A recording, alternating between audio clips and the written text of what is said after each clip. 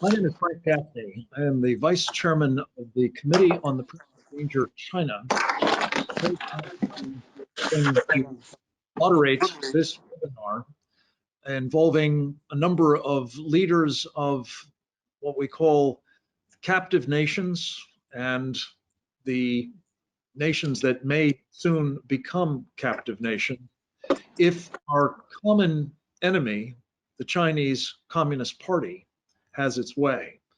The Committee on the Present Danger of China is dedicated to defeating the Chinese Communist Party and helping liberate the nations currently enslaved by it, and to help, to the extent we can, prevent through the Belt and Road Initiative, about which we'll be hearing more in the course of this program, and helping achieve what the Chinese clearly have in mind, namely the domination of the world by the CCP, as it's known. We're going to be speaking in relatively small increments to give a large number of people an opportunity to help us understand the challenge that we're all facing. When I say all, I mean not just these nations around the world, but here in the United States as well. The challenge of our time, as my old boss, Ronald Reagan, used to say, the existential threat to freedom of our time is the Chinese Communist Party. And we hope by the time this program is over, perhaps with questions from some of you in the audience, we will be able to illuminate that reality and help each of you have a better appreciation of what must now be done to save the free world and the nations that wish to be part of it from further oppression by the Chinese Communist Party. With that, I'm very pleased to introduce my friend, my colleague, the chairman of the Committee on the Present Danger of China, Brian Kennedy. He's also the president of the American Strategy Group and the longtime president of the Claremont Institute. Brian Kennedy, over to you. Thank you, Frank, and thank you everybody for being part of this. Let me thank both Frank and Didi and Sehun for all they've done to put this together.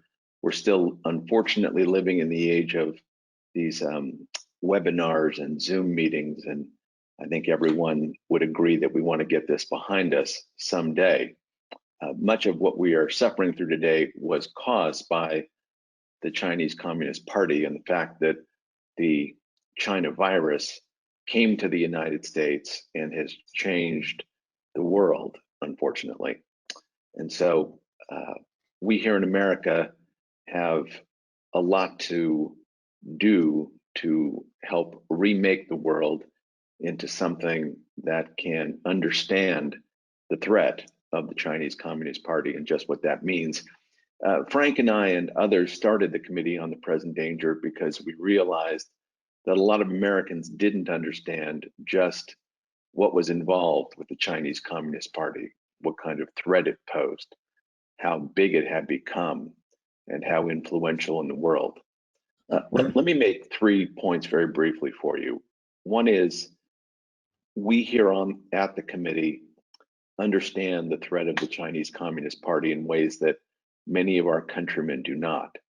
We see that the Chinese Communist Party actually believes in communism, that it doesn't believe in human rights, that it would do everything in its power to dominate the world in ways that are not useful either for America, the free world, or those nations that are today captive of communist China. We see that, we explain that to our countrymen because we want them to understand that if communist China was willing to do that to nations within them, peoples within them, and countries around them, that they could bring that same malfeasance to the United States, and we mean to stop that. We do believe the Chinese are very good people as a people, but that the Chinese Communist Party has become something quite malicious, and that their designs on the world have to be checked. And if they're not, then they will only grow, and that will be a great danger. That's number one. Number two, Americans are a good people, but we often don't see threats for what they are. It took a while after World War II to see the threat of the Soviet Union, as vicious as the Soviet Union was in the treatment of its own people and in the Eastern Bloc. It took Americans explaining over the better part of a decade or more to get the rest of their countrymen to understand that the Soviet Union was in fact a threat. We expect that same kind of work needs to be done at a much grander scale here in the United States to get our countrymen to understand everything that is wrong and dangerous about communist China. The third thing is we Americans have a lot to do when it comes to commerce and free trade. And when it comes to business, we're very often outward looking. We see opportunities when it comes to business, but we don't see the malfeasance of individual countries who are doing bad things. And so you who are on this call today, who are from other countries, who are engaged yourself with communist China, you need to know that we are sympathetic. We are on your side. We are people who believe in human freedom ourselves, but also want freedom for other people if that is at all possible. And so we have done a lot to take that understanding and, as I say previously, explain that to other Americans. But that is a job that will take much more work. You adding your voice to what we do is, I think, a very important thing, because together we can lay out the case for why not only we must defend the United States, but why also we need to look to the peoples around the world who are being exposed and abused and otherwise, in some cases, unfortunately, enslaved by communist China, and why we need to stand up to them, why we need to be strong economically and militarily to do so, and that why we have to then spread that knowledge to other peoples in the hopes that they too can become free. We are also realistic about this. We know that this is not an easy thing, but that together we can build a free world so that all men can enjoy the freedom and liberty that Americans today enjoy. So I hope in our conversation we are realistic about the threat, but also optimistic about what we together can do to help both we here in America understand the problem, but also peoples around the world to understand what is also possible to achieve freedom themselves. So with that, let me thank you for joining us today. Thank Frank Gaffney and Didi Lageson and Sehun Kim for all their hard work in putting this together. And so I look forward to our conversation this evening. Thank you. Thank you very much, Brian. We have two individuals we're going to hear from next, both based here in the United States, who are working very diligently in their respective capacities to try, to actually bring some of the capabilities that Brian just alluded to, the power of the United States, particularly the financial resources of the United States, to bear, to try to help in the liberation of enslaved peoples and to assist those who seek to remain free of the Chinese Communist Party to do so. The first is Roger Robinson. Roger is the president of RWR Advisory Group, which has been doing amazing work describing and exposing for many of us what the Chinese Communist Party has been able to do to underwrite its malevolent activities at home and abroad by tapping into the resources of our capital markets.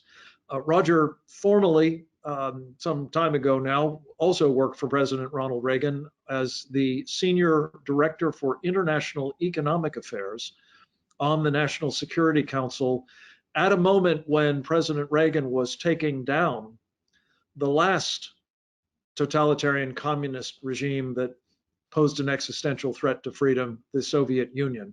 He played an instrumental role in that, even as he is now playing an instrumental role in dealing with our times. Great threat. Roger Robinson, the floor is yours.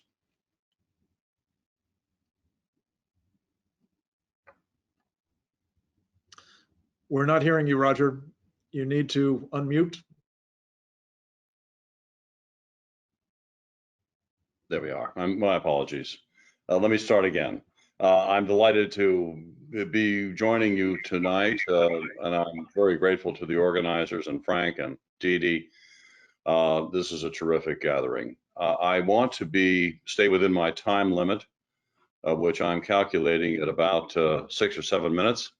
So if I may, I'll get right to it. The United States dominates the economic and financial domain on this planet. We have over 60% of the world's liquidity. Our capital markets are roughly the size of the rest of the world's combined. We have the world's reserve currency that settles some 95% of global transactions on a daily basis. China has a non-convertible currency, much like the Soviet Union did. And they have a desperate need for dollar financing. You hear a lot about their reserves. You hear a lot about their apparent endless liquidity. That's exaggerated and I think largely false. They have been tapping into our markets for the last 25 years on a preferential basis with no screening, no diligence of any kind, no compliance with federal securities laws, no screening of the Committee on Foreign Investment in the United States, looking for sanctioned companies, looking for PLA advanced weapons manufacturers, looking for those that are engaged or enabling of human rights abuses in Xinjiang, concentration camps, etc. The point is, there's never been a hard look at the national security and human rights dimensions of these companies that are largely state-owned and certainly all state-controlled. And as a consequence, we found ourselves moving trillions of dollars of funds under management to the Chinese in the form of both equity and debt, that is stocks and bond offerings, and simply the ability to trade in our markets. Now, this is a scandalous situation. It is very ironic indeed that we've concentrated on trade appropriately, the tariffs, we've concentrated on technology and understanding the dangers there. But isn't it interesting that the money, which is the fundamental aspect of the whole show, never came up? Not one NGO meeting before March of 2019, not one interagency meeting, not one congressional letter, not one congressional hearing, not one cocktail conversation among policymakers in 20 to 25 years. Not one. Now think about that for a moment. This is China's single greatest vulnerability. I would argue it's our single greatest strength. We have a lot of strengths. Our military might should speak to you, but when it comes to the economic and financial domain where the Chinese live or die, and we want to end this thing like we did with the Soviet Union without a shot fired, this is the domain to look to. And big surprise, like the Soviets before them, it gets down to the money. Right? Now, we're working to fix a very serious problem here. And it's not going to be easy to address it much more in the 3 minutes remaining, except to say that we have labored hard on the research side in identifying all forms of bad actors, corporate bad actors, human rights abusers, national security dangers, as well as those companies that are offering no investor protection for Americans, no disclosure of their financials, no audits of their books, It's just as I say, a free lunch program that hasn't quit.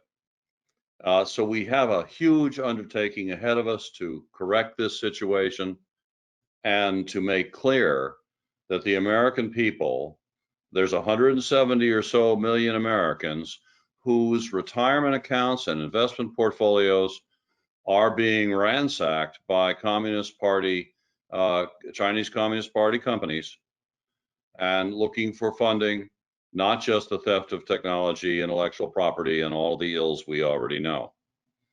So I would just leave you in with the idea here that, for my taste, this is the biggest game in town. This is where this implicates $60 trillion of funds under management. The Chinese position is indefensible. The preferential treatment and the free lunch that we've accorded them is indefensible.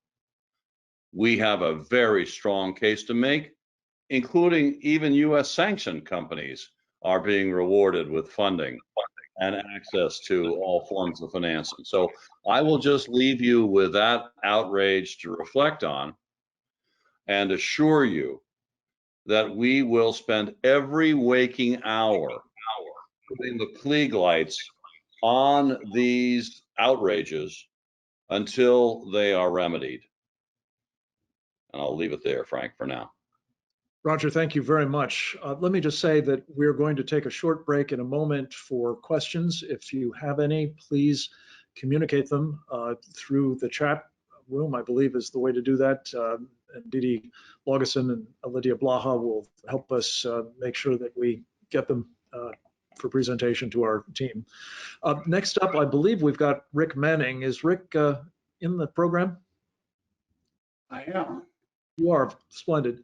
Rick is a former senior official in the Labor Department of the United States, who is currently the president of Americans for Limited Government. He's also a member of the Committee on the Present Danger of China, and has become, in the past 2 months or so, the campaign director for a very important initiative the committee is very pleased to support and sponsor, Divest China Now. Rick, we're very anxious to have you add to our conversation here by telling us about that initiative and how people can find out more about it. Thank you, Frank. Thank you. You know, divestchinanow.org, it's pretty obvious how to find out about it. Go to divestchinanow.org. So and I'll repeat that for a few times because I really hope people will go. Turn on your camera, please. Need your camera on, Rick, please. Is my camera on? You need to turn it on. Should be a button up in the upper right-hand corner. Okay. Yes. Did that do it? Webcams, share my webcam.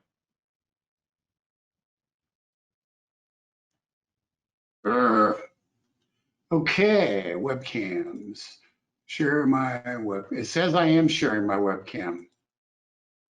All right, well then just press on, Rick. Maybe it'll turn up. Let me go. Yeah, I can see you.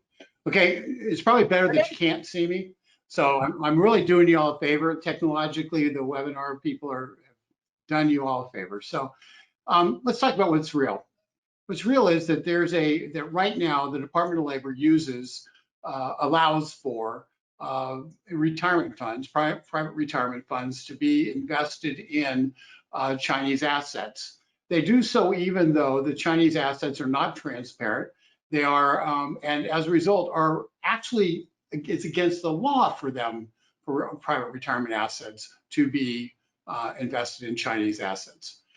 We have been engaged in a dialogue with the Department of Labor related to this that's pretty aggressive. And I'm going to focus on this one thing because a lot of other things flow from it. We've been engaged in a dialogue with the Department of Labor about this and how they need to take action to create the divestment of U.S. retirement assets directly into China. Why that matters is because the U.S. retirement assets, which are a huge chunk of money, trillions upon trillions of dollars, are not allowed to be invested in China. What Wall Street will have to do is they'll have to create emerging market funds that don't include Chinese assets, opening up a vast number of opportunities for people to choose not to invest other assets into China, and really rip the guts out of the capitalization of China by the average American citizen simply by giving them an option to not invest in China. Now, some people may say that this is a little bit of a challenge, and it is. But once again, going to divestchinanow.org will allow you to have the opportunity to let the Department of Labor know that you want this done. Let me read you something that the Department of Labor sent out today. Eugene Scalia sent it out today, and I think this will give you some hope. It's recognizing International Religious Freedom Day. This is from the Department of Labor. Today's commemoration of International Religious Freedom Day reminds us that Americans can be deeply grateful to live in a nation where religious freedom is rooted in our founding ideals and protected by the law of the land. Today is also a reminder that many people around the globe who do not enjoy the freedom to practice their faith, but face persecution for their religious beliefs. We particularly recognize the Uyghur Muslims and other religious and ethnic minorities in China who have been forced into state-sponsored labor and re-education camps by the Chinese Communist Party. Last month, the Department of Labor took steps to combat these exploitative labor practices by releasing its biennial list of goods produced under conditions of forced labor.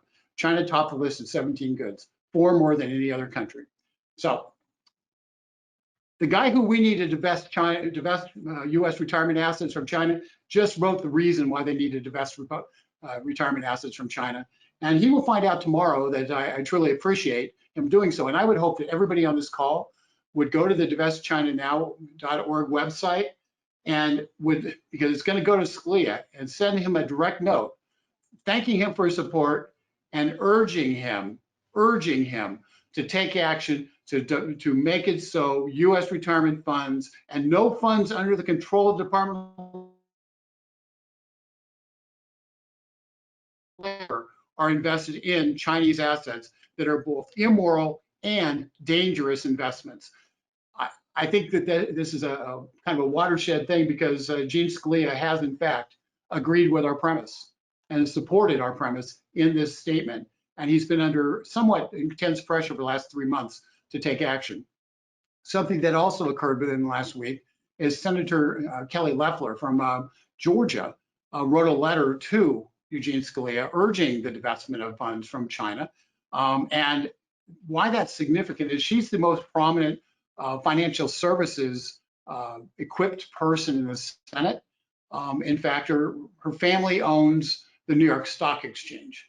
So by having her weighing into Scalia saying that it's inappropriate for America to be invested, American retirement funds to be invested in Chinese investments, now she makes it a little more narrow than I do, but nonetheless, she's making our point for us, and she's the single most credible person in the Senate to make that point to Scalia.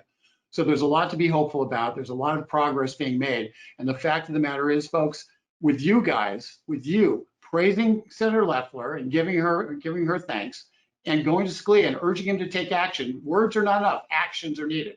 By doing those two things, we can make a huge impact in the very near term in terms of cutting off a large quantity of capital flows that go directly to China from people who don't even realize it's happening. That's what we're doing. We're focused on a lot of other things as well, but that's the thing we can get some immediate traction on, and I would encourage you all to take action. And just go to divestchinanow.org, and it's got a lot of resources for you. But the main one is get to Scalia, tell your story, and make certain that he knows that there's a moral component to this that cannot be ignored. Thank you. Rick, thank you very much for your leadership on this campaign and for the hopeful news you've imparted, as has Roger. We have a few minutes for questions. I am seeing one from the audience, but let me just ask it, one of my own. And maybe Roger, you might just amplify on a point that Rick has just made, namely the interest being expressed by elected members of the United States Senate in this initiative. And I'm thinking specifically of something that was unveiled just today by Senator Marco Rubio. Would you talk a little bit about that and its implications as a legislative initiative as well? Yes, there's been strong bipartisan support for remedial action on the capital markets vis-a-vis China. Unanimous legislation was passed on trying, for example, to delist Chinese companies that are not compliant with PCAOB audits, as they're called, the government auditing function. And there are other examples going back to the thrift savings plan, where we defeated an effort to insert bad actor Chinese companies into the investment portfolios of every federal employee and member of our military that had exposure to any kind of international portfolio. That said, Rubio today introduced legislation. I should have it in front of me with the title, but leave it to say that it's about the American capital market security.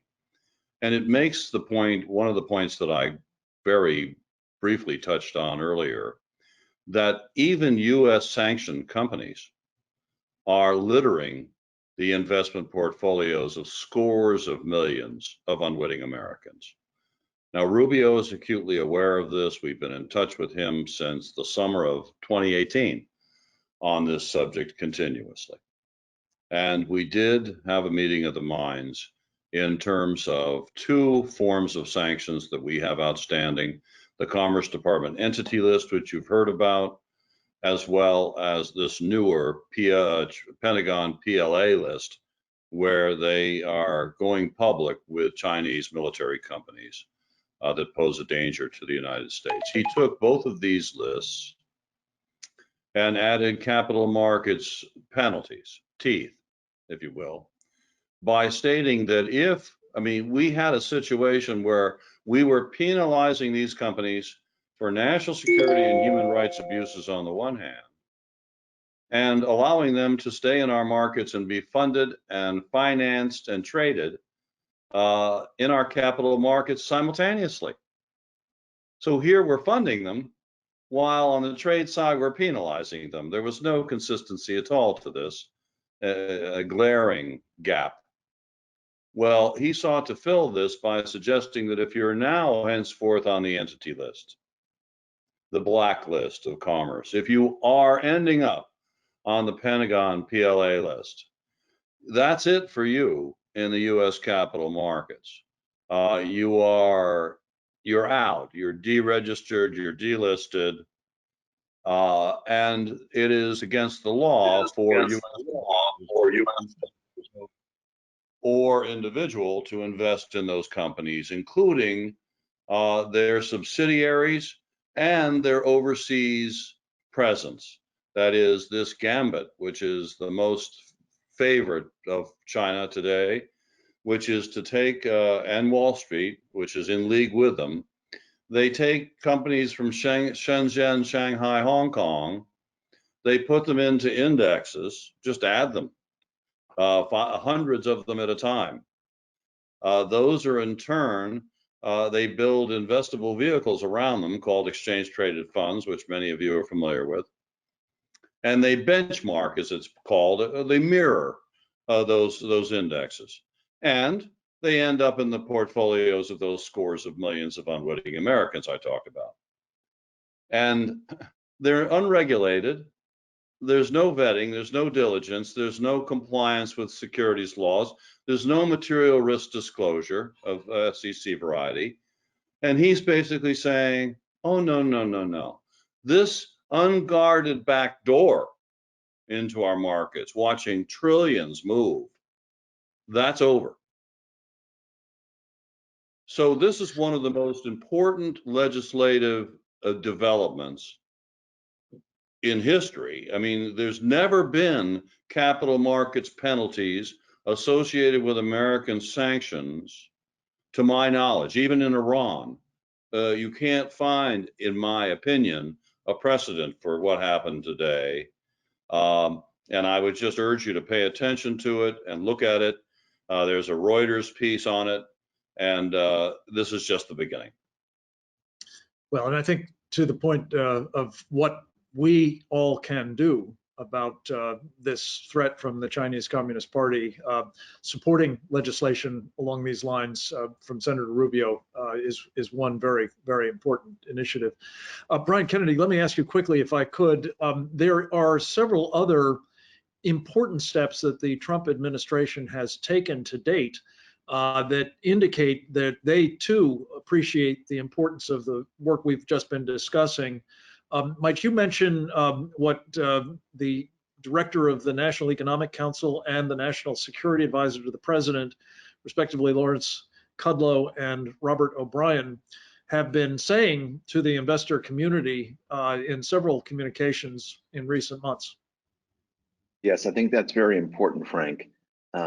Both the National Security Advisor and the National Economic Advisor were warning the retirement funds of the United States that they ought not to be investing the retirement funds in corporations that are doing business in communist China, that they were both a risky investment simply because they were themselves subject to a lot of reputational blowback, but that it was in a way morally wrong too for American corporations to be investing, to be doing business in these Chinese corporations, and also wrong to be actually taking someone's hard-earned retirement money and putting it in a Chinese company, because in doing so, they were betting on the success, practically speaking, of communist China, which no one would knowingly want to do. But I would say to you, Frank, and to Roger, it does really raise the question and the problem of why are Americans thinking this way? Why is it that an American investment bank would be thinking about taking American dollars and investing them in the success of communist China, given everything communist China is doing today? And that really, I think, is one of our real problems here in this country, that a certain class of American has become corrupt when and really inured to the problems of human rights abuses and the threat that communist China presents to America more directly.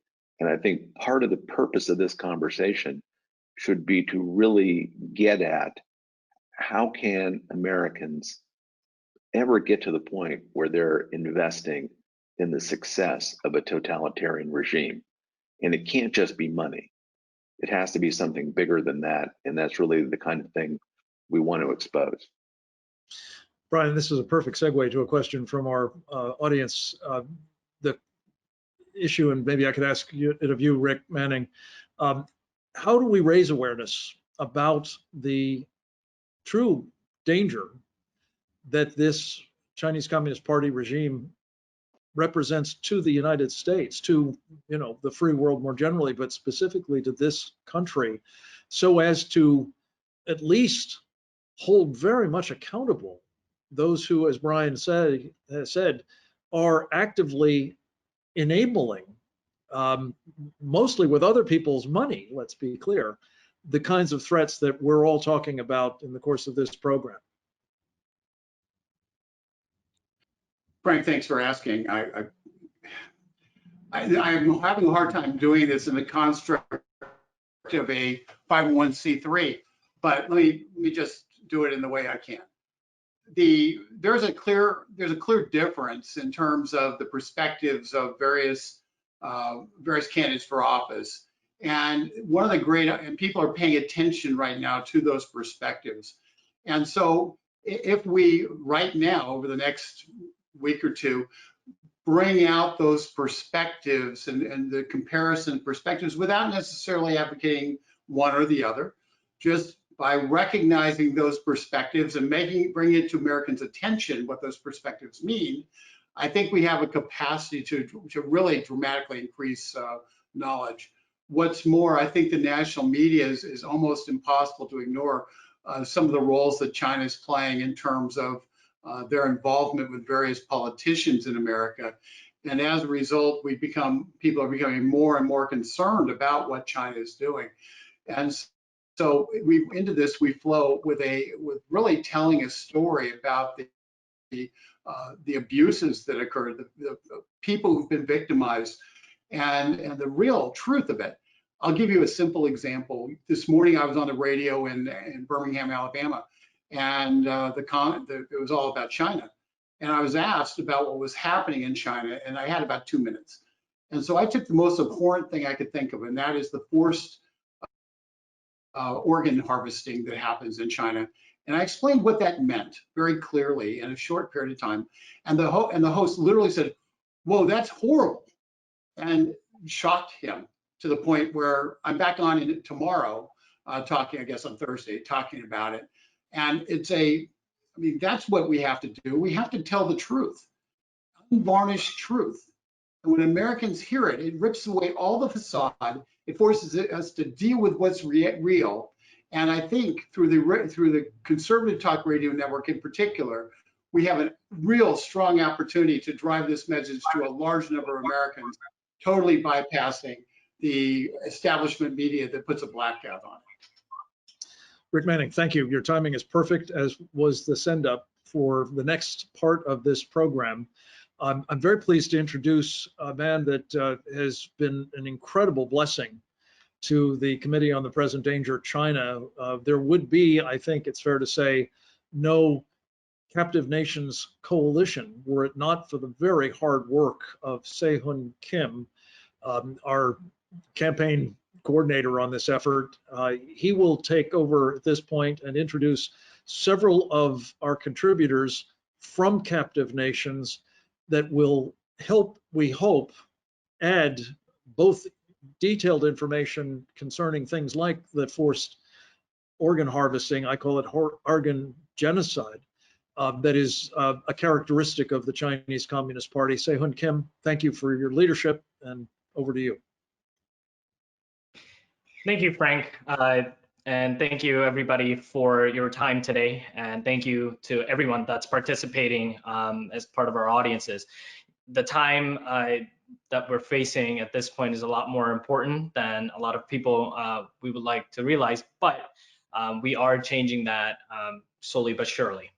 Today, I am privileged and honored to introduce members from each of the nations that either have been taken over by the Chinese Communist Party and are under a very great threat of being taken over by the CCP and getting their sovereignty taken away. And so without further ado, I would like to introduce our panelists that will be providing these information to everyone today regarding the works of the CCP, the Chinese Communist Party, and what they have done to these captive nations for the past couple of decades. And let me also make something clear is that the panelists that have participated today are actually really no different than all of us, except that they have stories and they have testimonies that I believe will be a game changer in the hearts of many that's out there. So without further ado, firstly, we will have Mr. Tenzin Sampo from the US Tibet Committee to introduce us about the CCP's work in Tibet, which is something that has been known to us for many, many years now out in the West and really the rest of the world, especially through His Holiness, the work of His Holiness the Dalai Lama. And after that, we will have Mr. Ilshad Hassan, who is the director of the China Affairs sector in the World Uyghur Congress. And Mr. Ilshad Hassan, let me also say that I have been a huge fan of his work for many years now. He has been an extremely well-known Uyghur scholar who is able to mentor many, many people throughout the years. Following that, we'll have Mr. Enkiba Tokchok, who is the director of the Southern Mongolian Human Rights and Information Center. And his work has been critical in introducing and to maintaining the exposure of the Southern Mongolian situation under the hands of the Chinese Communist Party for many years now. And it is our privilege and honor to have him here to talk to us about the erasure of the culture, the erasure of culture of the Southern Mongolians that's happening today. After that, we will have Dr. Sean Lin, who is the advisor to Doctors Against War. Sehun, maybe it would be best to just do a quick introduction before each of them speak, because this becomes a bit of a blurb. So why don't we get started with three that you've already introduced, and then we'll pick up and introduce the next one. Say Sean Lin. Sure. So without further ado, we'd like to welcome Mr. Tenzin Sampo from the U.S. Tibet Committee. Thank you. You have 5 minutes, sir. Please unmute, Mr. Sampo. Let me see. Am I okay now? Can you hear me? Yes. Go ahead. Yes, we can hear you. Thank you. So thank you for giving me the opportunity to speak on this important subject, and appreciate the opportunity. As you know, we know that Tibet was an independent country, but China occupied and illegally occupied in the last 61 years, since 1959. So when I talk about the Chinese threat, a lot of people in this country are unaware of what is really the Chinese threat, the communist or the socialist, or what kind of operations they do. For example, in Tibet, before they wants to help the Tibetans, so-called liberate Tibet from the old society, but in reality, the Tibetans have been subject to many unspeakable, sufferings and tortures and imprisonment, communist suicide, cultural genocide.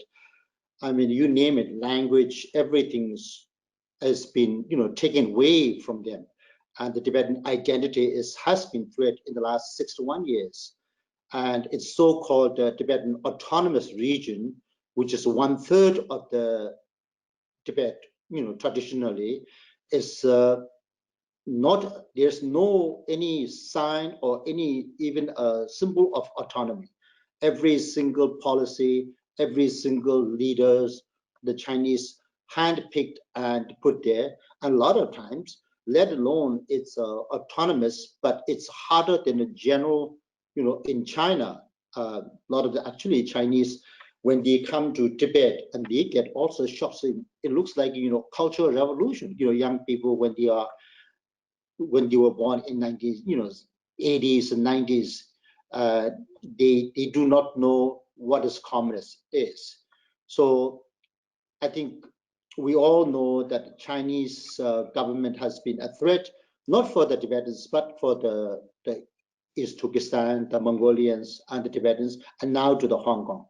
What they want is they will try to sneak into, they want to do this, and try to be nice, but in reality, they have single object to destroy your culture, your identity, and make it into a Han Chinese population. And that's never going to achieve, of course.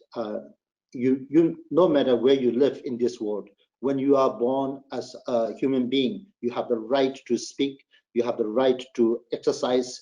And for me, luckily, I came out more than 6 years ago from Chinese occupation, and in the last 35 years I have been speaking on behalf of the Tibetans who have no voice whatsoever, and they have been constantly under threat and monitored.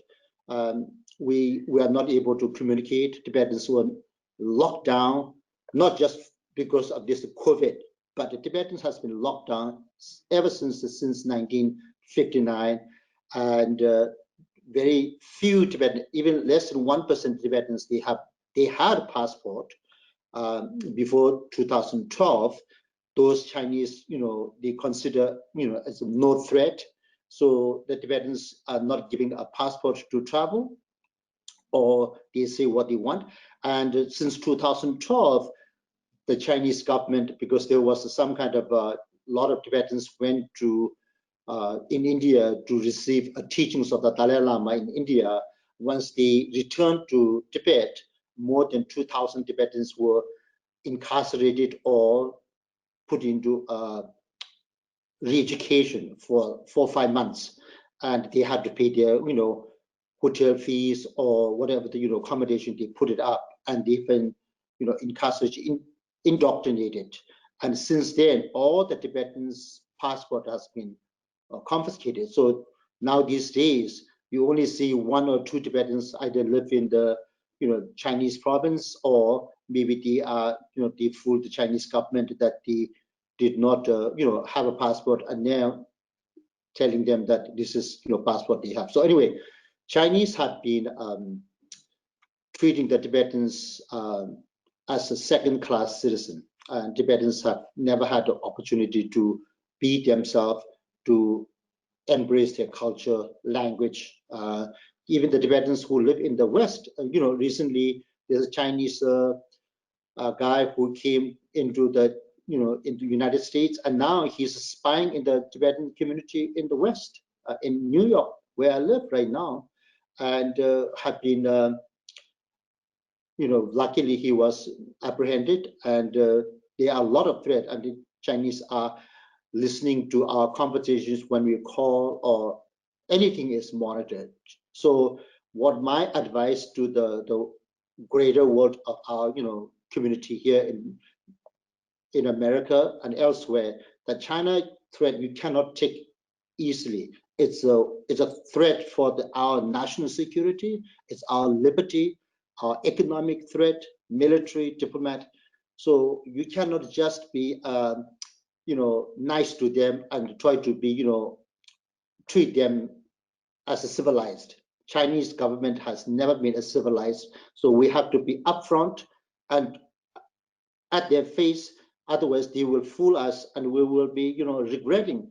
We already, I think, we have been talking this Chinese threat in the last 30 years. I remember back in Seattle and here in the United States, until now, everybody thinks that there's no threat to the Chinese, and now we are seeing how dangerous it is militarily, economically, and diplomatically. We have to wake up. The world has to wake up, especially the United States. If the United States doesn't stand up, the Europeans or other countries, Asians or the Africans or the South America, they have no power. So we must have a firm commitment to understand and respect the, the international, human rights, and we should have the utmost, vigilant what the Chinese do. You cannot say it's far away, thousands of miles. They are every single in our society and every aspect of life. We have to be, so I'm glad to participate and to understand how it works. We have been, protesting the so-called, China boycott, but now that the Bryans and the Rick and the Rogers were talking about the major things that we can do financially, politically, and that's encouraging. So I think we have to act together as a group and confront the Chinese up front. Otherwise, we will have a huge regret and maybe too late to tell the truth. So I'm glad to have this opportunity, and I'll give you the floor to the next. Thank you. Yeah. Thank you, Mr. Tenzabo. That was very, very powerful. It's as people would know, is that the situation in Tibet has been a very dire one for many decades now. And unfortunately, we were able to know about it. And it's really powerful to be able to hear you just related to even the threats that we face today. So over to our next panel. I would like to introduce our Mr. Ilshad Hassan Kopur, who is, again, he's the China Affairs Director at the World Uyghur Congress, and to share his testimony as well as the Uyghur situation in occupied East Turkestan and the atrocities that are happening currently to the Uyghur people, as well as the Kazakhs and the Kyrgyz and all the other Turkic folks that are in there right now. So Mr. Ilshad Hassan, whenever you're ready. You might be mute.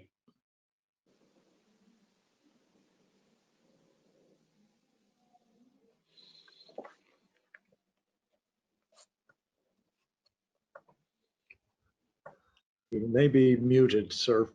If Oh, you can are, you you. hear me now? Yes, we can. Go ahead. Thank you. First of all, thank you, President and Vice President from Present Danger Committee, and also Sing-Hun Kim and Didi, everyone organizing this event and give us a platform to voice the voiceless people under the communist tyranny. Months ago, I was giving a presentation to an India organization hosted a conference, and I told them, if not the East Turkestan and Tibet and some other captive nation was occupied by China, the Chinese with India's border problem shouldn't happen, shouldn't exist. And since 1949, the Chinese Communist government occupied the East Turkestan. Before that, we have our independence, we have our national army. In the one flight, so-called Soviet Union with the communist China plotted to kill all of our East Turkestan republic's leadership. Uyghur, Kazakh, Kyrgyz, they all died in a one so-called flight accident, and then we were under the communist. Since then, they started to mass killing, incarcerate all the Uyghurs who are trying to keep their culture, identity. From my grandpa, he was an imam, religious Islam scholar in his small mountain village mosque. When I grew up in 1960s, and I found out my grandpa was doing carpenter in his mosque. Now we are facing again. So many mosques was demolished, destroyed, and only left a few to show to the world the communist propaganda. And personally, from my own experience, since 2016, last time in August, I speak to my mother. Until now, it's almost more than 4 years. I lost any connection with my mother. She is almost 82 years old. And I have 3 sisters. One of my elder sister, she was arrested in 2014 because I am doing human rights work in United States. They tried to stretch their hand and threaten me by arresting my sister. Actually, after I ran away from East Turkestan in 2003, in 2004, the Chinese police instigated a Chinese mob, killed my brother, younger brother, in a restaurant in daylight. So I lost my brother, younger one, and 3 sisters, they disappeared. And my mother. Imagine any American, when you get up in a Saturday morning or Sunday, as a living in a civilized world, in a technology developed country, you can call all the corner of the world to speak to your mother, speak to your father, or speak to your family member. Share your happiness, tell them your sadness. But today,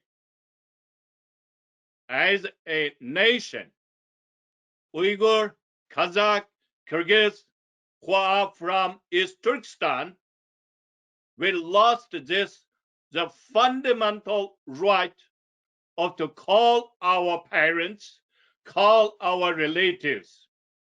We can't. I have a 6-year-old daughter. One day, when I pick up her from kindergarten, she asked me, Dad, do I have grandpa, grandma? Do I have any uncle? Can I talk to them? As a father, I have to tell her, no. Mr. Shah, thank you very much for that. Due to some time, we'll be able to just continue on later on. We just need to get to the other panelists, but that was very powerful. We'll be able to, again, we'll be able to continue it on in a little bit. So thank you. Thank you. And I apologize for the short break. Now, for our next panelist, I'd like to introduce Mr. Enkibat Tokchok, Southern Mongolian Information Center. If you're not speaking, mute your thing, please. Microphone. Thank you so much. And Mr. Enkibat, whenever you're ready. There you go. Yep. Good evening, everyone.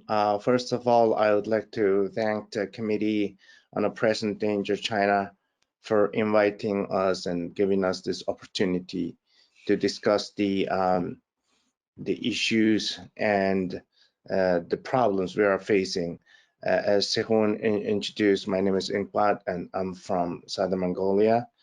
Before I discuss most the present issues and challenges the Southern Mongolians are facing today under the Chinese colonial occupation in Southern Mongolia, I would like to give you some historical background of Southern Mongolia. Southern Mongolia, widely known as Inner Mongolia, was an independent and sovereign nation up until 1949, when the Chinese communist regime incorporated it into China by force. As you all know, our great ancestor Genghis Khan and his sons and daughters created the largest contiguous land empire in human history, covering more than 33 million square kilometer territory, occupying 22% of world's total land surface. Southern Mongolia had always been an integral part of and an even heartland of the Mongol nation in history. Two major historical events changed the fate of Southern Mongolia. One is the Yalta Treaty in 1945 that officially partitioned the Mongol nation into independent country of Mongolia and Southern Mongolia. The other major event is the founding of the People's Republic of China, which officially annexed Southern Mongolia into China as a so-called Inner Mongolia Autonomous Region. Since then, Southern Mongolians have been subject to China's all forms of atrocities, including genocide, ethnic cleansing, political purge, economic exploitation, cultural eradication, and environmental destruction. From the late 1960s through early 1970s, the Chinese government carried out a massive genocide campaign in Southern Mongolia. At least 100,000 Mongolians were killed and 500,000 persecuted. The Chinese regime's criminal activities do not stop there. The Southern Mongolian grassland that have nurtured a nomadic civilization for thousands of years have now turned into mining pits as a direct result of China's resource extraction. The CCP is not only maintaining its totalitarian regime at home, but is also extorting the world economically, politically, and militarily with the natural resource plundered from Southern Mongolia, which is the source of 95% of world's rare earth production and China's largest graphite, coal, gas, and iron deposit, as well as the world-level uranium deposit that can enable China to produce 3 million atomic bombs. So as the final move toward eradication of Mongolian national identity, what the Chinese government is implementing in Southern Mongolia today is a wholesale cultural genocide, which is aiming at the complete eradication of Mongolian language. in response to this new round of cultural genocide, starting late August this year, a region-wide massive civil disobedience resistance movement broke out across southern Mongolia. Estimated 300,000 students joined the school boycott. About 8 to 10,000 southern Mongolians have been arrested, detained, and placed under house arrest during the past 2 months. At least 11 other Mongolians took their lives in protest of this new policy. So going through all these waves of genocide and other atrocities, Southern Mongolians are firmly believing that the complete national freedom or national independence is the only way to safeguard their fundamental right of survival as a distinct people. Any other form of negotiated conditional freedom will fail to guarantee the right to exist as a nation, as the past 71 years witnessed. Thank you. Thank you. Thank you, Mr. Ankibat, for the powerful words. That really reminds us of the dire situation that we are facing now, and the situation that most of us weren't aware before. So leading to that, it was my honor to introduce Dr. Sean Lin from the Falun Gong community to address a couple of problems, one of which was mentioned earlier, the organ harvesting issue that's going on under the directives of the CCP.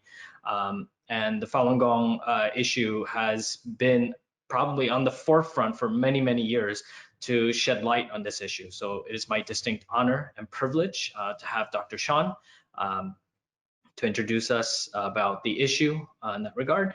And Dr. Lin, whenever you're ready. All right, thank you, Sehong. Can you hear me all? Yes. Okay, great. So my name is Sean Lin. I'm an advisor for the nonprofit organization Doctors Against Forced Organ Harvesting, and also a Falun Gong practitioner and director of communication for Falun Dafa Association in Washington, D.C. And thank you for Frank, Brian, and Didi for organizing these panels, and congratulations for Sehong for your wonderful work on the captive nation. So regarding about Falun Gong, yes, it's a wonderful practice deeply rooted in the traditional Chinese culture, and it was very popular in the 1990s, reached more than 70 million people following this practice until this Chinese Communist Party brutally banned and persecuted the whole group of Falun Gong. So the persecution has lasted for 21 years, and millions of Falun Gong practitioners have been subject to tortures, detentions, and lost their jobs, and also serious sentence, and many of them lost their lives. And many international human rights organizations have systematically reported about Falun Gong practitioners' sufferings, and also we know Falun Gong's persecution has been documented in the annual reports in the Department of State's annual religious reports. So the persecution is very severe, and many organizations have noticed that Falun Gong practitioners were particularly risky to extrajudicial killing.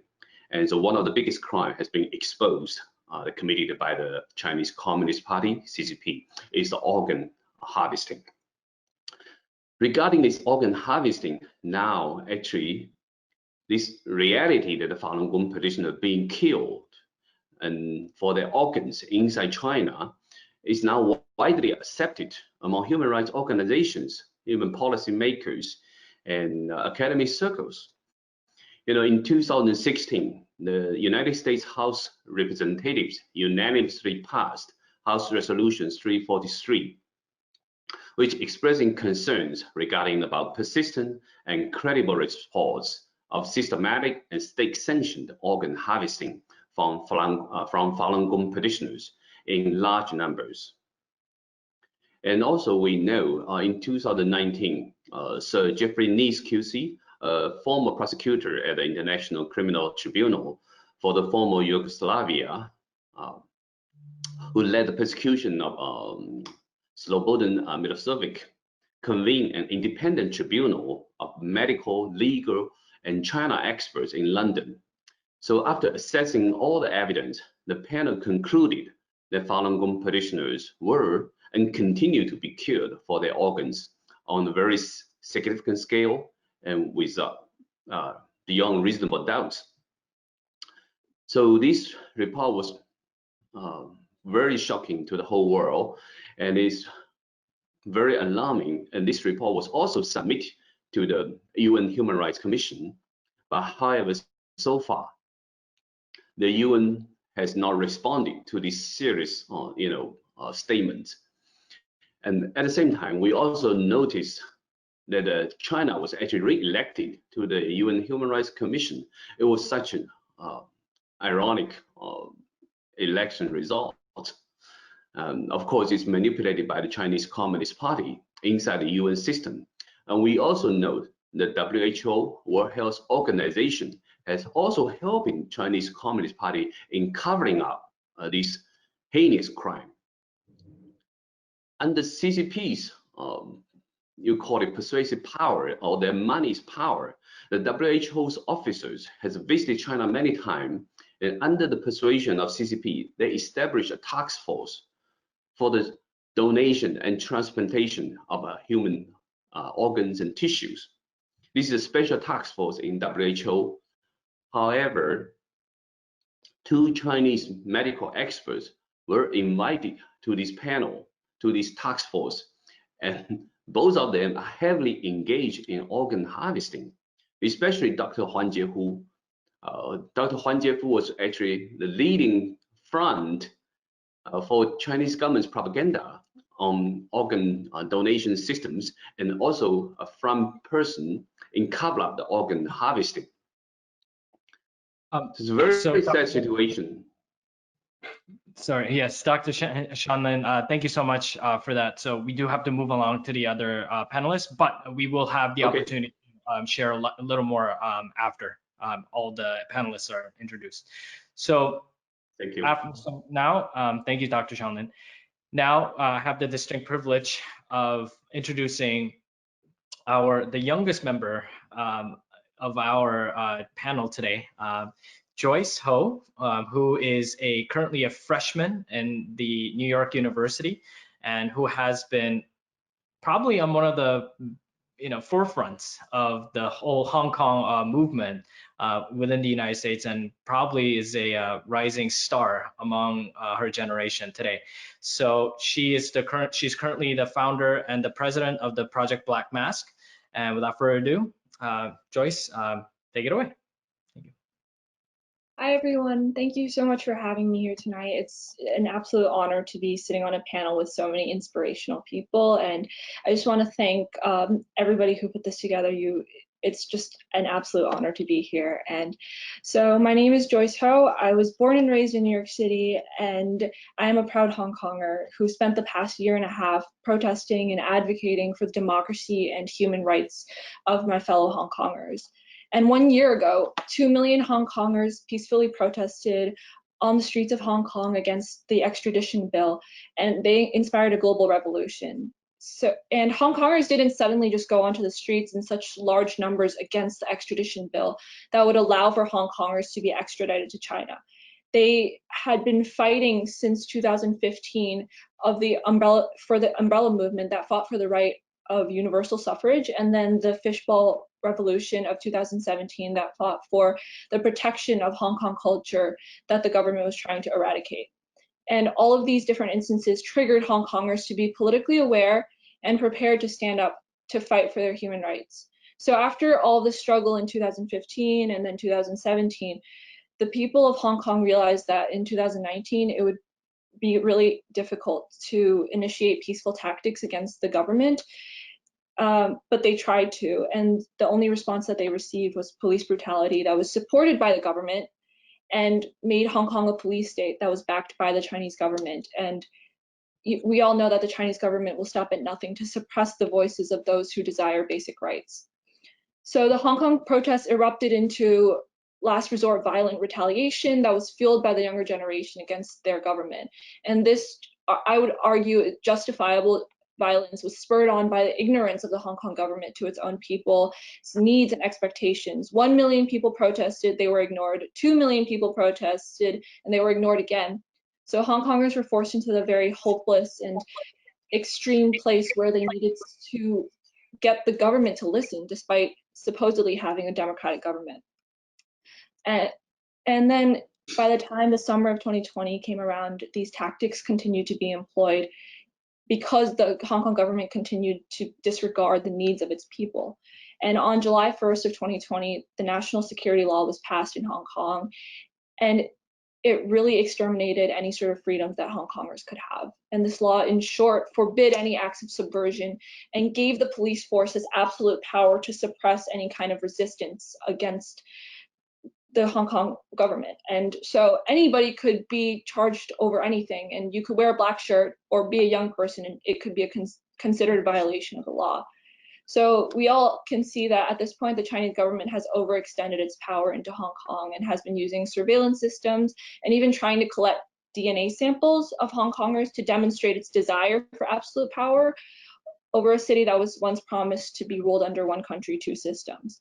So Hong Kong has become a jail for its citizens. And over the past year, Hong Kong has only deteriorated, and the younger generation has thrown their lives onto the line in order to fight for their home. And some of them have even written wills demonstrating their willingness to die for freedom and their expectation of what it takes to die, to fight for this. And as a member of the younger generation and as an American citizen, I've been inspired by them after hearing about their determination. And Hong Kong will not stop at anything to achieve its final goal of conquering the world. Their ambition doesn't stop at Tibet, Hong Kong, Taiwan, or even the East. It will continue to terrorize the world until it achieves ultimate power. Hong Kongers have a saying that we are all Hong Kongers to highlight the fact that the danger that the Chinese government poses to our world makes us all Hong Kongers. And since we are all now Hong Kongers, I think that it's quite important for all of us to join together and fight against the enemy that the CCP has made of itself. The instances and examples that I used in this speech have only constituted a handful of the crimes that the CCP has committed to the people of Hong Kong. Yet I'm confident that I've painted a clear enough picture to show the inhumanity of the CCP. And Thomas Jefferson once said, "When injustice becomes law, resistance becomes duty." And in China, injustice is the law, and they desire to rebuild the world order under this CCP law. And I think consequently, as people of the world, it's really up to us to develop this mindset of resistance against China. Thank you. Thank you, Joyce. That was extremely powerful. And please know that you're inspiration for many of us that's out there.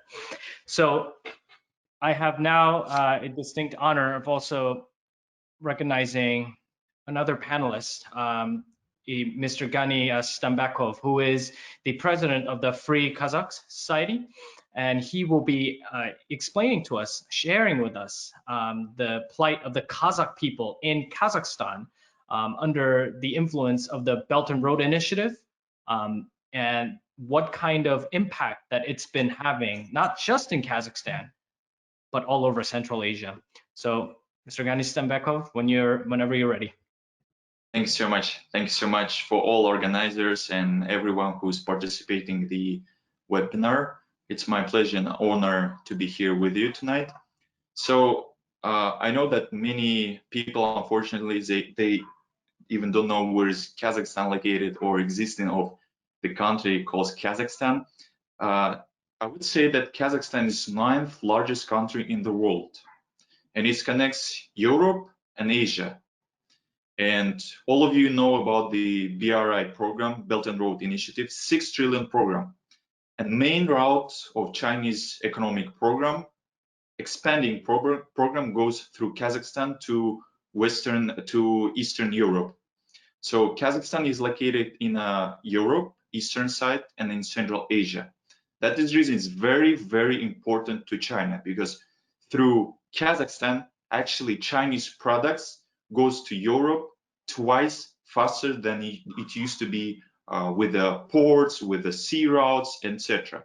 So Kazakhstan is very, very important for China. And also I would say that in 2013, Chinese leader Xi Jinping, he actually announced about BRI program in Kazakhstan at Nazarbayev University. So the Chinese leader, he has very big influence over Kazakhstan and has a great impact and great connection with the Kazakh dictatorship regime. So here's quick history. We have a dictatorship regime. That regime actually left from Russian Communist Party. Kazakh people never ever elected them. So Russian Communist leader Gorbachev, he put Nazarbayev as the leader of Communist Party in Kazakhstan, and since that time he used to control and rule Kazakhstan for over 30 years. So he has a good relationship with Russia and with China. Indeed, dictator Nazarbayev once said that it's better to get loans from China rather than from US or Europe, because China never ever gives you money with any kind of terms like human rights or anything else like Europe and America does. So currently Kazakhstan has over 40 to 50 billion Chinese investments and 13 billion of Chinese loans. And this is actually a big scary fact for us, because we know that China, for example, from neighboring country Tajikistan, China give a lot of loans. Tajik government couldn't pay that loans and it give 3% of its land to China. And mainly there are like gold mines, a lot of gold mines. 80% of gold mines nowadays in Tajikistan country belong to China. So something like that is going to happen in Kazakhstan and in Central Asia. Because if Kazakhstan will fall, actually Europe, eastern part, and then other rest of part of Europe will fall as well. So currently China holding over 40%, official data says over 40% of oil production in Kazakhstan is under the ownership of China. Non-official data says it's over 70%. China is actually the fourth largest investor in Kazakhstan, according to official data.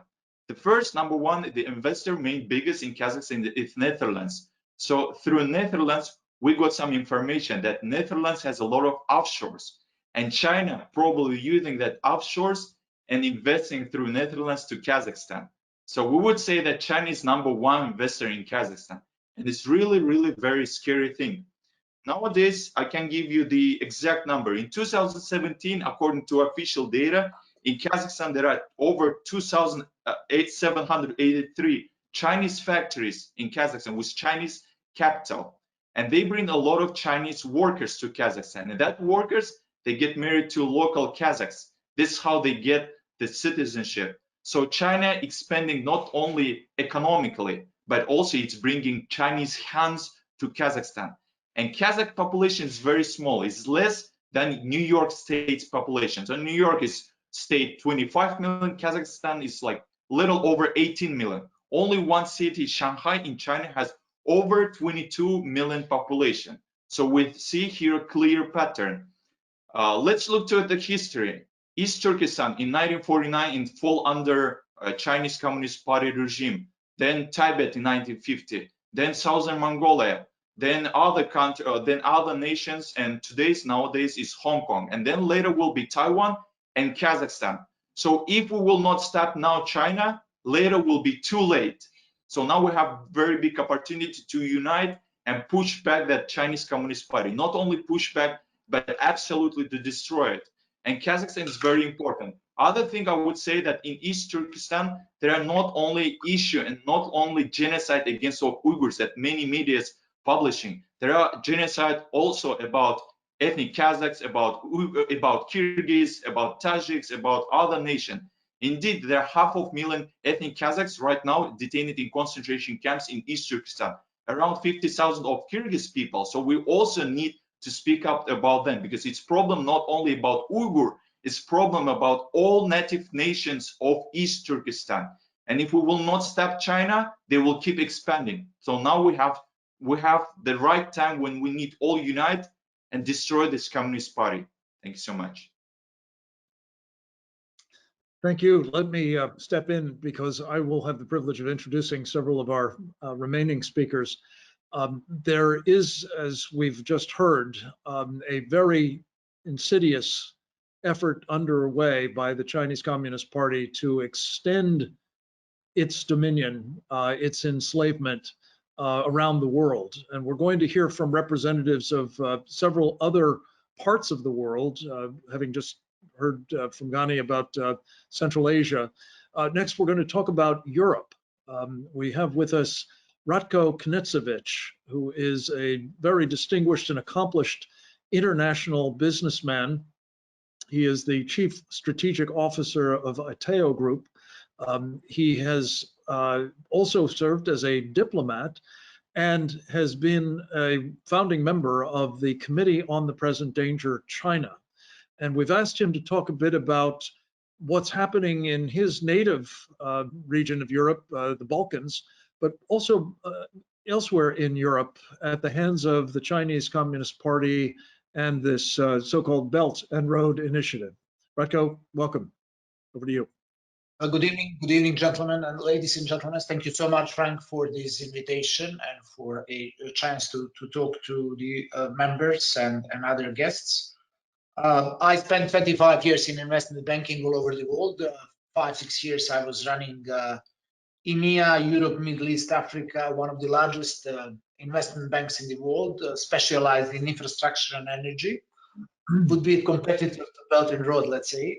And now I'm running a African-based but globally reached oil, gas, and mining company. As you may know, Belt and Road was unprecedented ambition to conquer the world and to invest apparently close to 1 trillion or more, in excess of $1 trillion dollars in 100 countries. Analyzing reasons why the China Communist Party started that program, I will taxatively mention their goals. The first one is to decrease, and the number one was to decrease dependence of the Chinese investment in the US Treasury bonds. For many, many years, you know, China didn't have idea how to invest money that they made exporting their cheap goods all over the world. And they bought US Treasury bonds. And, you know, that created actually codependency between US and China. And China decided, one of the reasons why they stopped Belt and Road is actually they decided to divest the investments from US Treasury bonds. The second one, they like to export their cheap labor and to indebted small independent nations. I will talk more about that later on. The third one is acquisition of the majority or significant amount of stakes in the strategically important industries and companies relevant for further advance of the China economy and industry, especially if they can copy and paste advanced technology in that process. The fourth one is really interesting one, and I will talk more about that. It's a program called China Plus 16. It's a special division of Belt and Road program that actually targeting ex-socialistic countries, some of them already members of the European Union, some of them on the road to become European Union, some of them with no chance to join European Union. You mentioned before Kazakhstan. But the reason why China Communist Party put that program in a way separately from Belt and Road, but included in the initiative, was they was thinking that, you know, there is still a socialistic sentiment in those countries which they can play out, and obviously to win new markets for their goods, not sophisticated or semi-sophisticated goods. They acquiring ports and railways wherever they can. However, you know, and obviously in all that program they play a corruption hand. For example, in Western Europe, which is not known all the world, they actually hired ex-prime ministers, David Cameron in the United Kingdom, Le Pen in France, Romano Prodi in Italy, and they played nicely their hands, you know, trying to achieve their goals in the United Kingdom, in Italy or France. Interesting. That is what Robertson mentioned before. It's same greed like from the investment banker, from the ex-leaders of the Western world. In the ex-socialistic country, I will use example of a small country, Montenegro, which is a member of NATO and eventually one day member of European Union. China currently is the biggest investor in that country, and they also indebted Montenegro, which is 650,000 people, close to $4 billion US dollars GDP. They debited Montenegro for $1 billion for the road that's currently going nowhere. It's a kind of contract that probably even late Mugabe in Zimbabwe wouldn't sign with Chinese operators and Chinese banks. And very soon, because the GDP of Montenegro, the debt of Montenegro by the end of this year, because of that road, will match the amount of the GDP of Montenegro. Very soon, Montenegro, if European Union will not help, would not have a money to repay Chinese debt. If that will happen, China will have, as they sign a contract as a collateral, the biggest port called BAR, B-A-R, on Mediterranean coast, which is a giving to them, or eventually to their partners, Russians, access to the waters of the Mediterranean. In the neighboring Serbia, Serbia. This is tremendously important, and unfortunately, it's a large picture that we've asked you to describe. Perhaps we can come back to it momentarily in Q&A, but we have to move along and just get our other two speakers heard from as well. If you'll spend for just a moment, thank you so much for your contribution. Next up, we're going to speak to Morgan Woodruff. He is a professional in the risk analysis business. He has run a security and intelligence firm in East Africa, where he is based. He is these days the CEO of, let me just pull it up here, sorry, ERICS, I believe I've got that right, political and security risk management firm. Morgan is going to talk to us a bit about Africa, another region of the world that is very much in the crosshairs of the Belt and Road Initiative. Morgan, over to you. Thank you very much for joining us. Thank you for having me. And I think this is the perfect timing because Ratko Knežević, I'm going to follow up and talk about debt trap diplomacy, which you were just getting into. So in Africa, you have a couple of different interactions with China that are detrimental. Obviously, you have the social interactions that are detrimental, which a lot of you have already spoken on. I've seen a serious trend towards doing business Chinese way here, which makes it very, very difficult for anybody else to come in and invest. So no longer is it difficult to invest in Africa because of the political risk or because you have to do your due diligence. Now it's difficult to invest in Africa because it's become critical to fly them to Beijing on a private jet and give them 5 Rolexes. And you're not going to get a business deal done unless you can accomplish that. But onto the economic side of things, because I think that's where it gets really interesting in the debt trap diplomacy, which Mr. Knežević was touching on. That's particularly prominent here in Africa. I believe 4 African countries with the Chinese government for the Belt and Road Initiative.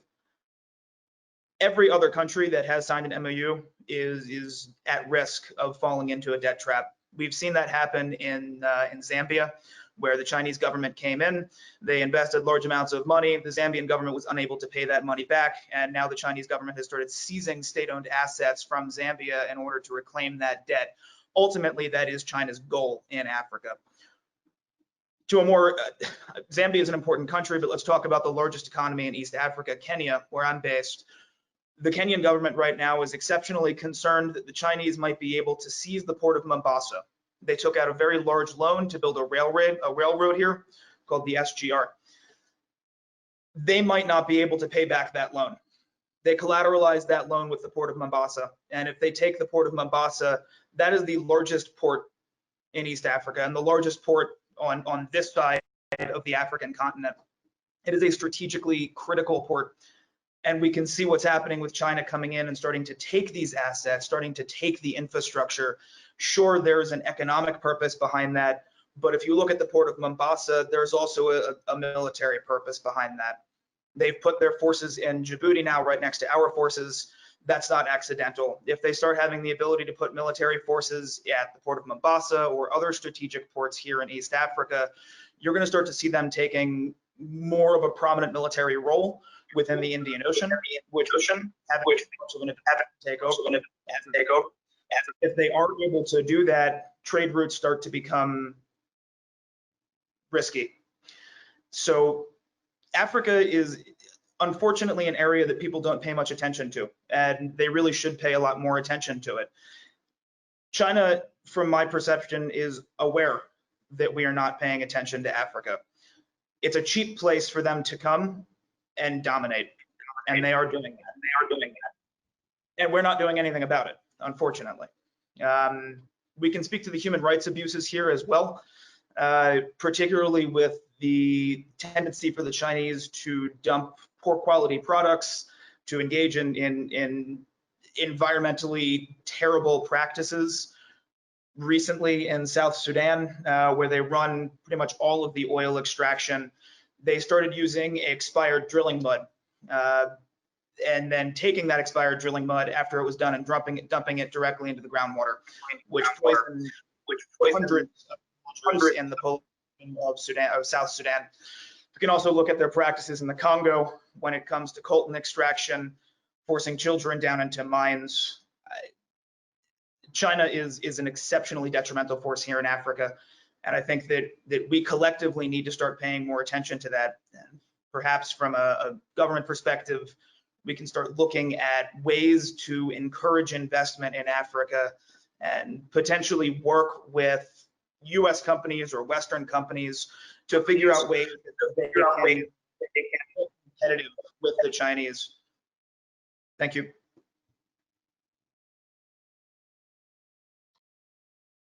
Morgan, thank you so much.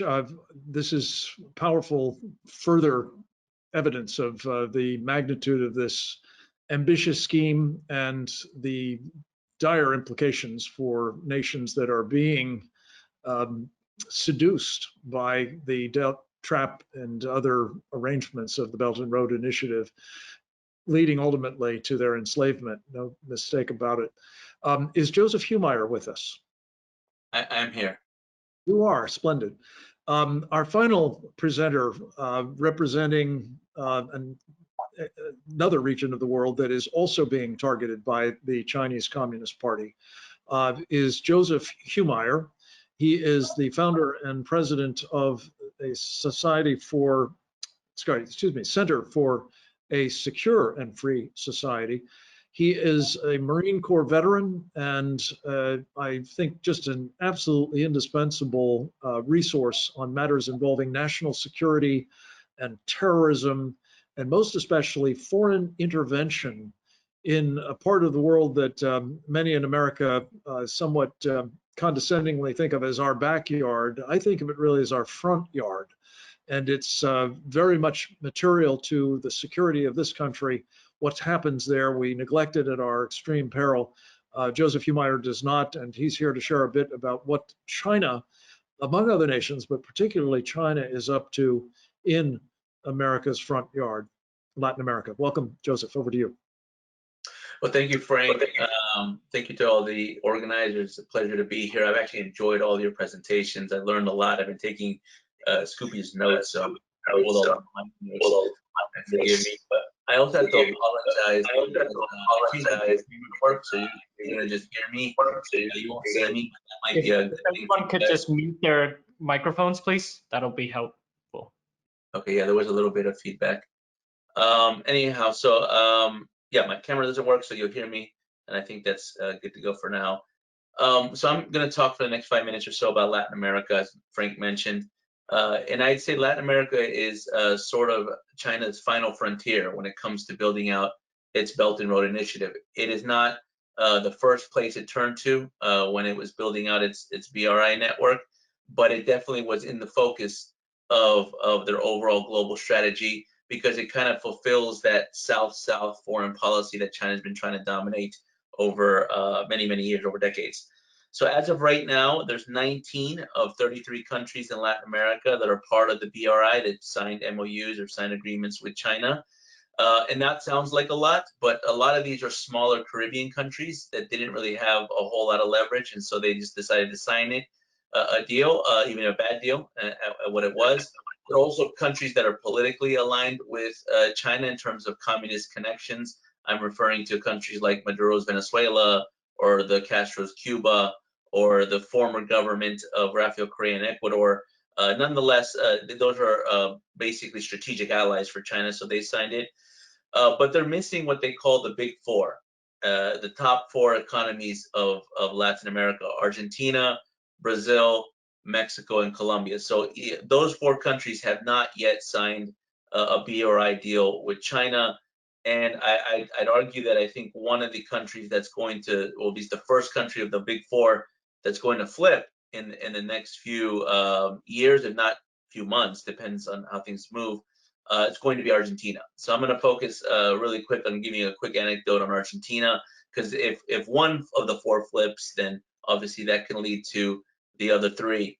Before I get into the Argentina story, let me just say that there's been kind of a false narrative in Latin America, among Latin American politicians, Latin American businessmen, to not understand how China blends its commercial and infrastructure projects with its military ambitions. I think Morgan was touching on this a bit in Africa and in the port of Mombasa. That same story can be told in different countries in Latin America, where China blends all its commercial and its infrastructure initiatives with military ambitions. And there's a case in particular in Argentina.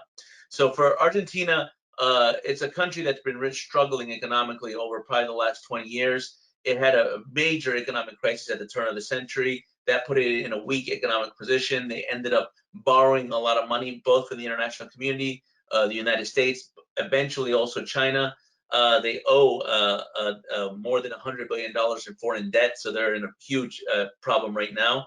And they've been trying to restructure their debt. About half of that debt's owed to the IMF, so that's been one of the biggest challenges for the country.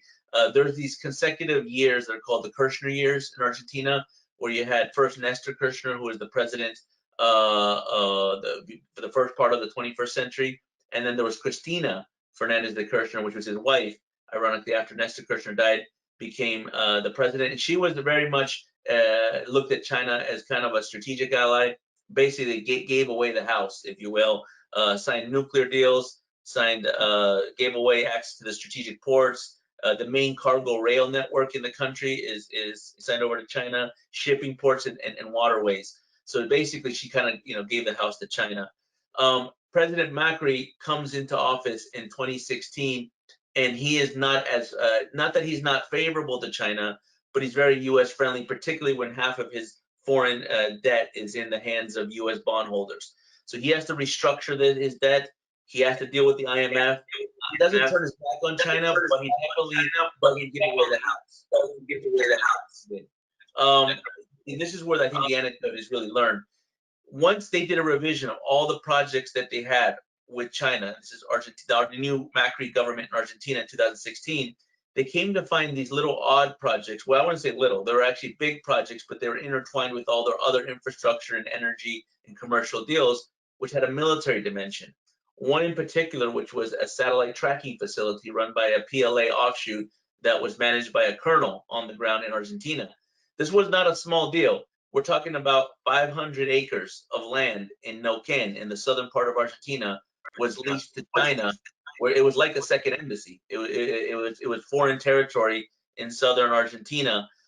Just for a size of the dimensions, we're talking about half the size of the Pentagon, or half the size of Central Park was in Argentina, holding PLA. And so Macri knew that there was a problem with this, potential lack of transparency.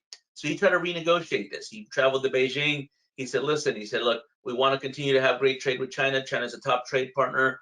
We just like to revisit this military project just to get a little bit of sense of more oversight, a little more transparency. Maybe we could have a joint commission. The China representative, the foreign ministry, told him, absolutely, President Macri, Argentina's a great partner. We want to continue to trade with you. And as Macri was leaving, they said, but just check the fine print. Just look, read the contract, please. So he's like, okay.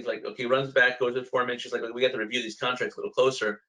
And when he reviewed the contracts, the fine print, as he was told, he found that China had inserted in all of its contracts with Argentina something called a cross default clause, meaning that if you renegotiate one project that's a bilateral project with China, you renegotiate all of them. And that's a bad deal for Argentina, who is in a worse economic shape, and that they had to redo all their projects, including, as I mentioned, one of their main rail networks, which is about 60% of Argentine commerce. They're screwed. So they got stuck with the Chinese PLA facility, about half the size of the Pentagon in southern Argentina, that they have no clue what it's doing. Our research indicates that satellite tracking facility is connected to another satellite tracking facility in Venezuela, that's connected to another satellite tracking facility in Cuba, which essentially drives another prime meridian through the world that allows China to have greater control over satellites that orbit in space on the Western Hemisphere. So this is definitely not a commercial project. This is a military project that was leveraged through their commercial transactions in their BRI. Let me end with this. I think this is a story. This is an anecdote. This is a story in the case of Argentina. Argentina is now falling in that trap. The new government of Argentina, President Macri left the government last year. The new government is Alberto Fernandez, who is actually the chief of staff under the previous, like the 2 presidents ago, Cristina Kirchner. So he's very familiar with China, and he's basically going back to the policy of giving away the house. It's getting so bad to the point that they're calling Argentina Argentina. And I think that what I'm very concerned to see that Argentina may be the first country of the big 4, the big economies in Latin America, to sign over an official deal with China's BRI. And if Argentina goes, then the other countries, Mexico, Colombia, Brazil, may follow. So I'll leave you with that. It's got a lot of the same dimensions as what our friends here mentioned in Europe and Africa. But again, this was a lot closer to those of us that are here in the United States. So thank you again, Frank, and I'm looking forward to if there's any questions. But excellent initiative. I'm honored and a pleasure to be a part of it. Thank you so much for that. And now we will move on to our question session. Oh, there you are, Frank. I apologize. I was having some technical issues, and it seemed best to try to decouple and come back in. Again, Joseph, thank you very much for another very impressive presentation. We're going to take a few minutes to just talk amongst ourselves, I think, and address some of these themes that are now manifest between the experiences of the captive nations of China and the nations that it is working to force into a similar condition. One of which is the crimes against humanity that are rampant throughout these conquests. And each of you has in one way or another touched on that. I wonder if we could just get a specific example from a few of you at least of how this is translating into the crushing of your people. Maybe we could start with this this practice of denying the Tibetans or the Mongolians, for example, the practice of their languages and what that is doing to the culture of your societies. And again, each of you touched on this, but just maybe tease that out a little bit. Could I start with you, Engbat? Sure. Thank you for the question.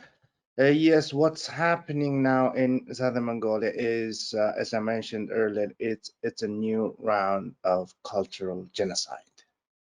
So the Chinese central government recently came up with a new policy called the second generation bilingual education. Bilingual education has already been in Southern Mongolia for 71 years, but they came up with the new name, second generation of education, which was completely aiming at the Mongolian language from all educational system across Southern Mongolia.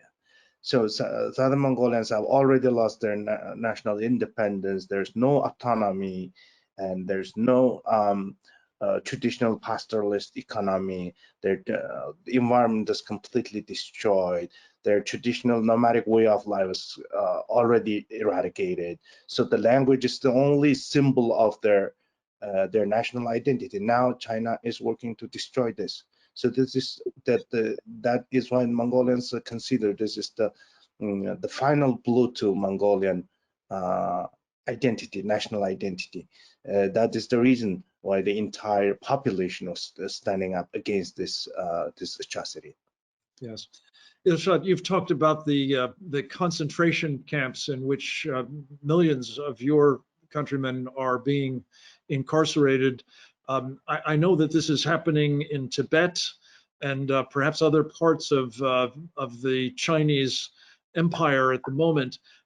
Could you talk about the scale of what is happening in this regard, Ilshad? Yes, thank you, Frank. Give me another one opportunity. The concentration camp scale is unimaginable. Just from the US or overseas Uyghurs, like my family, just now I said, 4-person is confirmed is 3 of my sisters is in concentration camp with their husband and their daughters.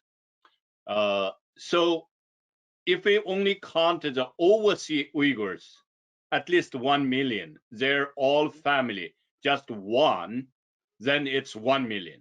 So this is a big and never saw in the history. Even the Nazi and Soviet Union's Gulag not exceeded that big number. Now they are switching it because of the international world's pressure, and they changed the concentration camp, some of them to forced labor. Just now, Mr. Roger is already mentioned it. This forced labor is working for the world brands to import, export to US, Europe, and actually we are unknowingly painting our hand with this bloody money. And this concentration camp is destroying whole Uyghur family because they are separating the kids, children with the parents. So not only the culturally, it's also destroying all the Uyghur community, their families, and also Kazakh, like Gani just now mentioned, and also Kyrgyz. This is it's destroying whole the East Turkestan minority, the non-Han families from the basic culturally in historical the monuments. Right. I think it's fair to say. Thank you, Ilshad. Let me come to Sean Lin once more, if we may. Sean, you have mentioned, of course, the magnitude of what is being done, particularly to the Falun Gong practitioners in the form of this human, the crime against humanity, the organ genocide. There is another dimension to this, of course, and that is the demand side. Could you talk a little bit about what is the role of sort of complicit doctors or hospitals or other medical institutions in the West in exploiting this arrangement whereby they can sort of custom order organs from China? Thank you. Thank you, Frank. So this is actually a very, very important aspect. We need to raise awareness in the Western society, in the international society, because the Chinese government's organ harvesting actually rely on huge demand from other countries. So many organ tourists pour into China from surrounding countries, from the Western country as well. And because China promoting, they have very short waiting period, so it's a huge magnet, right? Because if you in the United States you need to wait 2-4 years for kidney transplant, and China practice only 2 weeks. Many other patients in China for transplant, and the government using these state-sanctioned practice to kill people systematically. So basically, every conscience prisoners in detention center, labor camp, they can be an organ bank. And the government's judicial systems, police system, they serve as a broker, and the transplant center as a operation site, a marketing place. So it's a whole chain operation to bring people into China for organ transplant, but they kill innocent people and then give you the organ and sell for money for them.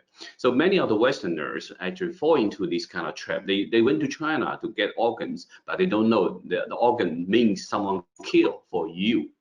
And then the medical centers in the United States, in many other Western society, actually they fall into a false illusion. They feel if I train some of the Chinese transplant doctor, if they sign the pledge, they will not do this kind of crime against humanity when they back to China. Just like false hope that China will keep their promise when they join WTO. Same situation. They just believe in the Chinese doctor will follow these ethic rules when they back into China under the Communist Party's pressure, or when they enter into this system that can become huge profitable business for any hospital engaged in this organ transplant. So I think this is a huge duty for international society to openly scrutinize this operation that many of the foreigners go to China and for organ tourism. So I think that the US and many of the Western society need a strict organ registration system, and also organ donation registration and for people doing tourism, organ tourism into China. And at the same time, I think we need to realize that China have been committing committing crimes against humanity, very systematic for decades, right? Even the 1959 to 1961, more than 30 million people were killed by the Communist Party. So this is not a surprise for them. This is very much part of their program, no question about it. Tenzin, it was mentioned earlier that this is International Religious Freedom Day, and many of the people in this program have, I know, experiences of religious persecution at the hands of the Chinese Communist Party. This has been particularly a focus of effort against the Dalai Lama and the Tibetan Buddhist community. Could you speak very quickly to the current state of the oppression of the people of Tibet on religious grounds, among others, and in particular, the impact that that's had on the Dalai Lama and his leadership of the country?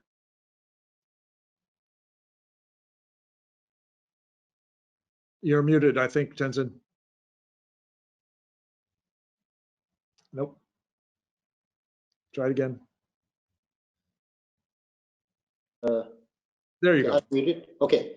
So thank you very much for giving me the opportunity. It's wonderful to hear all you guys. It's stimulating my brain because I'm very familiar with all your, tragedies and what you have been, because I've been in China watching in the last 30 years. So when you guys talk about, your experience, it confirms what I know and what we have suffered as a community. So the Chinese government their ultimate goal is to eradicate our identity, our rights, our human rights, and that's their ultimate goal. So as far as the Frank was saying that the Tibetans, to me, the Tibetan Buddhism is probably the most peaceful Buddhist in the world, probably by culture or by Tibetan. Yet the Chinese are threatened by this very peaceful practice. We even don't want to hear an insect, but Chinese somehow they get scared. And up to now, since 2009, there are more than 155 Tibetans self-immolated. More than 155. And they have never hurt a single building, never hurt a single Chinese, never, damaged any property. They just self-immolated. What they were demanding is freedom that they meant full Tibetan independence that they are looking for. So as far as the religion Frank was talking about, although the Tibetan Buddhism has been very, very peaceful, I practice it and my family practice it. Almost 99% of Tibetans, they practice the Tibetan Buddhism. But there's no threat as far as we just do a simple, religion. But Chinese are systematically, they are controlling the population of how many people can go in the monastery. What age? They have a high. They set up the test so high. Most of them they usually fail, and then usually what kind of textbooks they have to listen. They have to get permissions from the Chinese government. which Lama or which Rinpoche is going to give teachings. And of course, there's no any teaching of Dalai Lama. Let me turn to one of our other speakers very quickly, and then I'm going to ask Brian Kennedy to say a final word of thanks and farewell. Morgan, you touched on this in your remarks, and I want to just come back to it because it does seem as though it's part and parcel of this, colonial enterprise of the Belt and Road Initiative, and that is moving large numbers of Chinese nationals into the countries that they are in the process of enslaving. Would you talk about what that has done to the culture, the communities, the sovereignties of these nations in Africa where it's been taking place? Yeah, absolutely. So I mean, it happens to various different levels of extremity. If you look at what's happening in Kenya here, you find isolated communities of Chinese workers that are surrounding the projects they're working on. By far and large, the Chinese don't employ local contractors or local workers. So the money that comes from these loans, that comes from, and oftentimes from the government itself, goes straight back into the Chinese pockets and into these isolated communities. Now, if we go over to somewhere like South Sudan, or we go over into somewhere where it's even more easy for the Chinese to take advantage of the local population and government, you'll see them creating their own cities surrounding these areas. The Chinese in Africa don't have a reputation of being the most friendly with the local population. They're quite racist, they're quite violent, they're quite aggressive, they're quite exploitative. So it creates some really challenging social situations, particularly surrounding the infrastructure projects they're constructing. And it isolates them there. And there's also the element of the Chinese workers that are coming over being prisoners or having their passports taken away from them, or in some way, shape, or form not being able to leave those sites. You'll see quite a few businesses that have started up in places like South Sudan from Chinese workers that would very much like to have gone home, but they just couldn't go home. So they started their own restaurant there, they started a supermarket, they started something, whatever it might be. But that's, they were dumped there just as much as the host community wasn't very happy with them being dumped there. So it all goes back to the government. Morgan, thank you very much. We are at the end of our time. I want to say a personal word of thanks to everyone who's participated for presenting sort of a tableau of a very, very important challenge to the world, not just to the freedom-loving parts of it, but the people who wish to enjoy freedom. It's vital that your voices be heard, and those of the people that you represent.